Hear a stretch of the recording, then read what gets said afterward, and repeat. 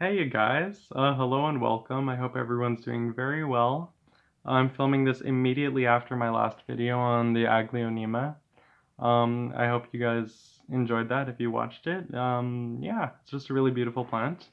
Today I wanted to talk about the Thanksgiving cactus because this guy's in bloom and it's absolutely beautiful. I don't know if you can see. And the blooms are pretty large on this guy too. So this over here is Schlumbergera gaertneri. I don't think I said that right. Schlumbergera gaertneri. It's a native of Brazil. It's pretty similar to the Christmas cactus, which is Schlumbergera bridgestii, and it's also pretty similar to the Thanksgiving cactus, which is Schlumbergera truncate. So this over here is in the Cactaceae family. It's a true cactus, but unlike many other cacti, this guy over here is actually a tropical cactus. And it's an epiphytic one at that, meaning that it grows adventitiously on tops of trees and rotting logs and stuff. Not parasitically, it just kind of latches on and grows on top of any substrate that might be on like large branches of tropical trees, those types of things. So this guy over here is native to Brazil, coastal Brazil. You'll find it anywhere from Florianopolis up the coast into like Recife, um, even Salvador, just pretty much coastal Brazil. It grows at medium altitudes. It doesn't grow right on the coast, but it grows a little bit inland where the relative humidity is a little higher, more like 70%. It has a very spreading growth habit to it. You know what? I'll be right back because I really just wanted to show you a difference in between this plant and Christmas cactus, which I have right over there. I'll be right back. Yeah, the difference is mainly in the leaf, by the way. So I'm actually gonna prune this. Don't worry, I'm coming. So, I don't know if you can see the very subtle differences. This over here is a Christmas cactus. This here is Schlumbergera, I always forget it, bridgestii. And then this one over here is the Thanksgiving cactus. I don't know if you can see, they don't have like those little cat ears. They're a lot hairier, and they lay a lot flatter, and just as easy to propagate. If you want to propagate these guys, just cut off an individual leaf blade or stem portion and then just root that in potting mix. Don't water it too much. I recommend letting it callus over a little bit if you're going to root it. By callusing over, I just mean like leave it out in a dry location for a day or two, so that it can form like a skin or like a cuticle epidermis, just so that it doesn't rot. The best time to propagate these, in my opinion, is right after flowering. This guy's just finished flowering. Excuse me. I picked a pretty dumb time to film this video because it was so beautiful. It was covered in these blooms, but I procrastinated. And now we just have one. So one thing that I want to say about these guys is temperature is very important if you want to keep the blooms on for longer.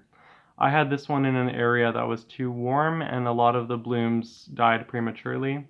Something to keep in mind, you want to keep them cooler, around 12 to 15 degrees if you really want to keep those blooms. If you want these to bloom right on Thanksgiving, typically they kind of do on their own just in response to like light cycles, but you're going to want to hold back on watering in the late summer for at least a few weeks, just till it gets almost bone dry. And the reason why I say that is because these guys respond to the earlier rain season in Brazil. That's kind of what stimulates their blooms. If you do want to make hybrids of these plants, I believe they're monoecious, but I'm not entirely sure. They do produce a little fruit. It's a little cute fruit. It looks almost like a dragon fruit. Not edible to my knowledge, though. These guys can get really big. I saw one of these at a thrift store and I was so tempted to get it, but then I was like, what the hell, Max? You can't fit that in your house. They can get like 4.5 feet wide, which is just insane. If you notice a little bit of pink or a little bit of kind of a coppery purple color on the leaves, that means it's getting too much light. It is sun bleached. If you notice any wrinkling on the leaves, that there means that it's either got a root rot problem at the base. You'll notice that because it usually stinks. It has like a little kind of black band at the base. Or it means that you're underwatering. If you have yellow leaves on these guys, almost always that means you're underwatering. Occasionally it means you're overwatering, but you'll notice because the soil will obviously be very saturated. These guys like drying out a little bit between waterings, but not like other members of the cactus family. Excuse me. You'll get the best blooms on these guys if you leave them a little bit pot bound. I didn't personally pick this pot. This pot was from Walmart, but it's so ugly. I'm sorry, I'm not a big fan of decorated pots. But this guy here is not ready to repot yet, and I know that because there's nothing coming out of the bottom. They look best when grown kind of in pairs.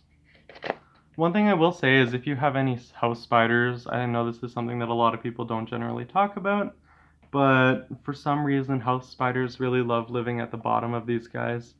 I've noticed that at Home Depot, I've noticed that at Rona, I've noticed that at a bunch of different places. Just look for spiders if you're gonna grow these because you don't want that surprise. The blooms I think are really beautiful from the back too. I don't know, there are some varieties that are very, very hard to come by that do have a little bit of fragrance to them. These guys not so much, they don't really smell like anything, but I think they make up for it in prettiness. They got this really nice styla in the middle, I don't know if you can see, it's kind of shaped like a star. It's just super cute, and they're really soft too. These make wonderful gifts if you have like someone's having a wedding around October. If you have I don't know, like a dinner party, you want to give somebody a gift. These guys are very hardy. They're good heirloom plants. One of my friends I know got one from his great grandpa, so they can live a really long time, over 100 years. I'm not just saying that to be extra, they really do live a really long time. So that's the Thanksgiving cactus, or Schlumbergera gaertneri. It's in the Cactaceae family. It appreciates a little higher humidity than most cacti, but relative home humidity is fine. They like a lot of light. If you give them too much light, more than say 10 hours per day, they'll become purple. You can remedy that just by getting them out of that bright light, moving them a little further from a window. Southern exposure here in Canada is fine because we don't get sun, and the winters here are really long. But yeah, if you move them outdoors in the winter or in the summer, just be sure that you don't have them in an area that just gets pelted by like rain or hail or anything if it's a little too early. Definitely wait until it really heats up. They don't like it too cold.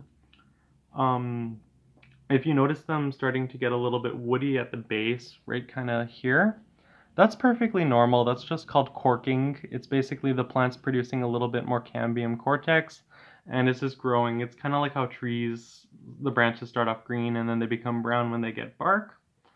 As for difficulty, I haven't actually mentioned plant difficulty in a while. I want to bring that back to this channel. I'm going to give this guy like a 2 out of 10. Super easy, super to bloom, wonderful gift. Kind of similar care actually to the Christmas cactus. I think this one likes it a little bit more dry.